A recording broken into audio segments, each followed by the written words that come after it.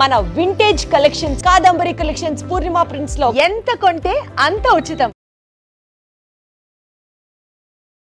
నేను first time talking about philosophy. తర్వాత తను ఏం చేశాడని నాకు పెద్ద అవగాహన లేదు. బుద్ధుడు అంతకుముందు ఏం చేశాడు అనేది. Dzire is the root cause of sorrow. అంటే కోరిక ఉంటే కోరిక తీరినప్పుడు మనకి సారోస్ వస్తాయి. కోరిక వదిలే అని చెప్పాడు. కోరిక లేకపోతే బతకటమే అనవసరం అనేది నా philosophy. So I'm the exact opposite of Buddha. But he had a major contribution bringing in peace, message of peace. అవన్నీ మీకు కనిపించవా? I really don't know about that. So ఇప్పుడు మీరు ఈ సమకాలీన పరిస్థితుల్లో ఒక అవతార పురుషుడు, పురాణ పురుషుడు మీరు సినిమా తీయమంటే ఎవరు మీరు తీస్తారు? శకుని. I think Srikrishna. కృష్ణుడు I think is far better example. ఎందుకంటే ఎలిమెంట్స్ ఆఫ్ శకుని ఉన్నాయి కృష్ణుడు దగ్గర, కానీ కృష్ణుడు తెలియదు ఆ విలన్ ఉంది అంటే కొంచెం నాకు అంటే ఆబ్వియస్లీ మనందరికీ కూడా కృష్ణుడు ఎన్టీఆర్ గారి నుంచి వస్తుంది కాబట్టి నాకు చాలా స్ట్రాంగ్ ఇంప్రెషన్ ఏంటి. ఎవరు ఏమి చెప్తున్నా భీముడు కోపం వస్తూ ఉంటుంది, దుర్యోధనుడు కోపం వస్తూ ఉంటుంది, ఈయన ఒక చిన్న నవ్వుతో. అది యాక్చువల్గా దేవుడు నా దృష్టిలో. ఎందుకంటే అబ్సల్యూట్లీ ఈజ్ అన్ఎమోషనల్ అబౌట్ ఎవ్రీథింగ్. శ్రీకృష్ణుడు నేను ఎప్పుడు కోపంగా చూడలేదు. శ్రీకృష్ణుడు నరికేద్దాం, చంపేద్దాం, యుద్ధంలో ఆపేసి ఒక భగవద్గీత అనే ఒక చిన్న క్లాసు అర్జునుడికి ఇవ్వడం. I like that is actual only దేవుడు నాకు తెలిసినంత అబ్జర్వేషన్. మీకు ఒకవేళ బ్రహ్మ, విష్ణు, శివుడు ముగ్గురుతో అపాయింట్మెంట్ ఉంది, కానీ మీరు ice cream 16th part shoot చేస్తూ బిజీగా ఉన్నారు కాబట్టి ఒకళ్ళకే టైం ఇవ్వగలుగుతారు, ఎవరికి ఇస్తారు? అంటే ఇప్పుడు విష్ణు ఇస్ నాకు it's a complex thing. Because ఆయన ఎత్తిన అవతారాల్లో నాకు ఎవరు కరెక్ట్ అనేది నాకు తెలియదు. So I don't want take that chance. Brahma అనేది నేను ఎప్పుడు దేవుడిగా చూడలేదు, ఎందుకంటే ఎవరు పూజించరు. బ్రహ్మకు సృష్టించడం కాకుండా వీణ ఇంటం తప్పిస్తే తను ఇంకేం చేస్తాడో నాకు తెలియదు. అట్లీస్ట్ నాకు ఆ నాలెడ్జ్ లేదు. శివుడు ఐ లైక్ బికాజ్ నాకు getup kind of A power, force అనేది అది ఆస్పెక్ట్. సో వాళ్ళ ముగ్గురే తీసుకుని వాళ్ళు వేసిన అవతారాలు కొంచెం పక్కన పెడితే ఐ థింక్ శివ. కాంట్రాడిక్ట్ అవుతున్నారు కాబట్టి ఐ హ్యావ్ టు ఆస్క్. ఇప్పుడు ఫర్ ఎగ్జాంపుల్ దేవుడు గురించి మాట్లాడుతున్న మన ప్రీవియస్ ఎపిసోడ్లో బ్రహ్మ తప్ప వేరే దేవుడు లేరని చెప్పారు. క్రియేటర్ నేను చెప్పింది. Facilitator is different from creator. మీరు చెప్పారు బ్రహ్మని. ఈ క్రియేట్ చేసినోడు బ్రహ్మ అంటే ఓకే, నాకు బ్రహ్మ అని పిలవండి, దేవుడు అని పిలవండి, సప్న అని పిలవండి, నాకు ఏమి డిఫరెన్స్ లేదు దాంట్లో. సో ఇప్పుడు క్రియేటర్ అనే దానికి తనకి క్రియేట్ చేసిన తర్వాత నాకు తెలిసి ఏం చేయట్లేదు కాబట్టి నేను మాట్లాడటానికి ఏం లేదు అక్కడ. సో శివుడు అల్ఖైదా కంటే ఘోరంగా సొంత కొడుకు తలకాయ నరికేశాడు అన్నారు. బట్ శివుడే కలుస్తారు వెళ్ళి. ఎందుకంటే టెర్రరిస్ట్ ని క్రిమినల్స్ కలవడం నాకు చాలా ఇష్టం కాబట్టి మీకు శివుడు ఆ ఆస్పెక్ట్ నచ్చిందండి. ఓకే. విష్ణు మాత్రం కొంచెం కన్ఫ్యూజ్డ్ అబౌట్. బట్ ఇప్పుడు కృష్ణుడు సెపరేట్ గా తీసుకుంటే నేను కృష్ణుడిని కలుస్తాను. ఇప్పుడు పరిస్థితుల్లో మీకు పురాణాలంతా ఇంత ఇంట్రెస్ట్ కాబట్టి అల్టిమేట్ ఆఫ్ మాస్కులైన్ ఎనర్జీ శివుడు, ultimate of feminine energy Adishakti అని చెప్తుంటారు. ఇప్పుడు సినిమాల్లో సెన్సిబిలిటీస్ మరి మెట్రోసెక్షువల్ అని, అంటే ఆడవాళ్ళు మగవాళ్ళగా కనిపించడం, మగవాళ్ళు ఆడవాళ్ళగా కనిపించడం ఇలా వస్తుంది. ఏమన్నా ప్రాబ్లం ఉందంటారా దీనివల్ల? బికాస్ మీరు ప్యూర్ ఫార్మ్స్ లో ఇష్టపడతారని from what we know of you. First of all I never saw them as ultimate in masculine or feminine. అదొక ఒక ఆర్టిస్ట్ ఇంటర్ప్రిటేషన్ ఆఫ్ దట్. ఇంకా ఇదేంటంటే heterosexual whatever you're talking about, I think it's advancement. మనిషి అనేవాడు creativity అంత ఉంటుంది కాబట్టి కుదురుగా కూర్చోడు కాబట్టి ప్రతి దాంట్లో he will want look for advancements and creative aspects. అలా వచ్చింది అది ఇంకా జరుగుతూనే ఉంటుంది. సో మీరు సినిమా తీస్తే will it be on Ramayana or Mahabharata? Definitely Mahabharata. Because more characters, more I mean connectivity and క్యారెక్టర్స్లో చాలా ఏమంటుందని గ్రేనెస్ ఉంది. రామాయణంలో రైటర్ కంప్లీట్లీ రాముడి సైడ్ తీసుకుని ఈ just putting all the other characters, ఈడు మంచి ఆడు చెడు ఇద్దరిని డిఫైన్ చేయట్లేదు. అంటే నాకు రావణాసురుడు ఇప్పటి వరకు ఈ శూర్పణఖ ఇష్యూ వచ్చిన తర్వాత అంతకుముందు లంక ప్రజలు రావణాసురుడితో హ్యాపీయా కాదా అనేది నాకు ఇంతవరకు అర్థం కాదు. అంటే అమెరికా వచ్చి ఫ్రీడమ్ ఇప్పిస్తుందా లేకపోతే దండయాత్రగా వస్తుందా తెలియదు. సో లంక ప్రజలకి లంకేశ్వరుడు అయితే ఇష్టమైతే అప్పుడు రావణాసురుడు ఎందుకు చెడ్డాడు?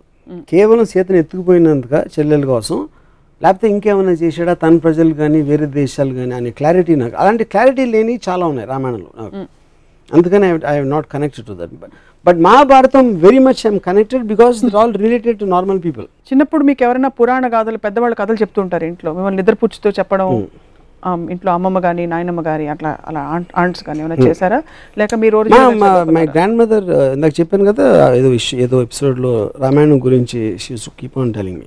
రామాయణం గురించి చెప్పేవారు, రామకోట రాసేవారని చెప్పారు.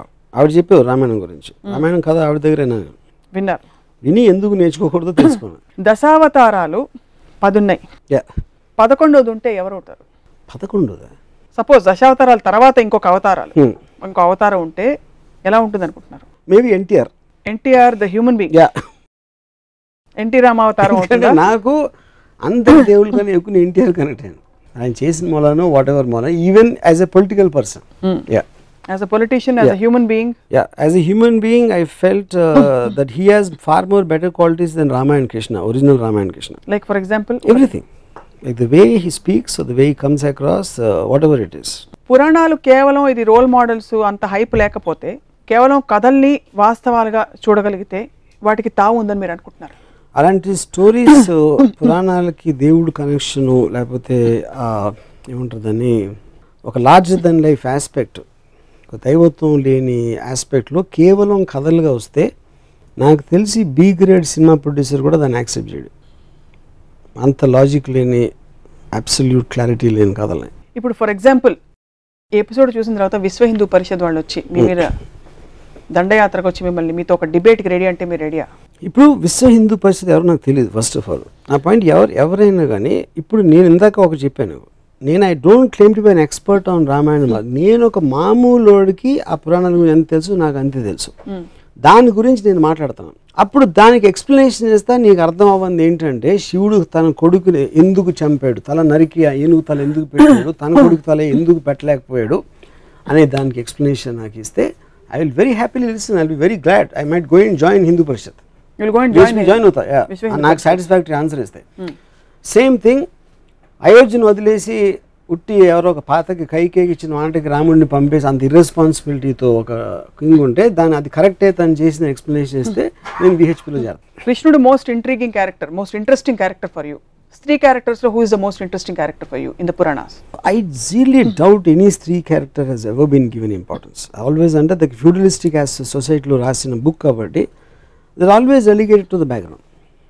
నేను ఎప్పుడు ఏ క్యారెక్టర్ కూడా అంటే మహాభారతంలో టు ఎక్స్టెంట్ జరిగి ఉండొచ్చు, బట్ నేను రామాయణంలో మాత్రం అసలు గుర్తు కూడా. రిమోట్ కంట్రోల్స్ అని స్త్రీల దగ్గర ఉన్నాయి, కైకే దగ్గర ఉంది ఒక పక్క, సీతమ్మ వారి వల్లే మొత్తం అసలు రామాయణం అంటే అది ఇన్స్టిగేటర్ ఆస్పెక్ట్ కి మూవ్ చేసిన దానికి ఒక మనం రోల్ మోడల్స్ గురించి మాట్లాడతాం. రోల్ మోడల్స్ అనే దగ్గర స్త్రీలు ఎప్పుడు నాకు ఎక్కడ కనపడలేదు. సీతమ్మ వారి సహనానికి ప్రతీక, భూదేవ్ అంతటి సహనం సీతమ్మ వారిది.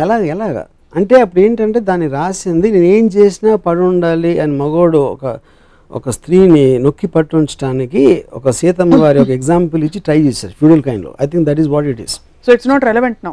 It is not relevant. It should not be relevant. What should he have ఇప్పుడు నాకు ఒక normal average Indian house wife she behaves like Sita. I think it is slavery. It is slavery. ఏం చేస్తుంటారు ఇప్పుడు మోడర్న్ రామాయణం జరుగుతుంది, తను ఊరుకోదు ఇలా చేస్తే. ఎవరైనా ఎత్తుకుపోయారు ఇప్పుడు ఏ స్త్రీ అయినా వచ్చేసి వెళ్ళిపో అడవికి వెళ్ళిపోతే అని భార్య మీరు వెళ్ళిపోతా నేను వచ్చేస్తాను వెనకాలంటదా? ఎందుకు మీరు అడగాలని ప్రవోక్ చేస్తుంది కదా ఎవరైనా. అంటే అప్పుడు ప్రవోక్ చేయకపోతే పతివ్రత కదా. ఏ ఇంట్లో కూడా మన కుటుంబం మనది మనం చూసుకోవాలి ఎవరైనా సరే అనేది ఒక థర్డ్ అబ్జర్వేషన్ ఇవ్వటం అనేది ఏ భార్యకైనా తన రెస్పాన్సిబిలిటీ. అంతేగాని భర్త ఎవరిదో మాట ఇనేసాడని తను వెనక నోరు మూసుకుని వెళ్ళిపోయి ఒక బొమ్మలా ఉంటే there is no personality in that person. అది మోడర్న్ ఇప్పటి రోజుల్లో వాట్ ఎవర్. కానీ అక్కడి నుంచి మనం ఇక్కడికి వచ్చాం కదా రోల్ మోడల్ అంటే. ఎందుకంటే with time and with we understood it is wrong. So in brief these characters from the Puranas are not relevant in these days and even they don't even make great stories. They were never relevant. అదేదో books లో మనం మాట్లాడి భజన చేసుకోవడానికి ఉంటుంది. Practically you cannot apply.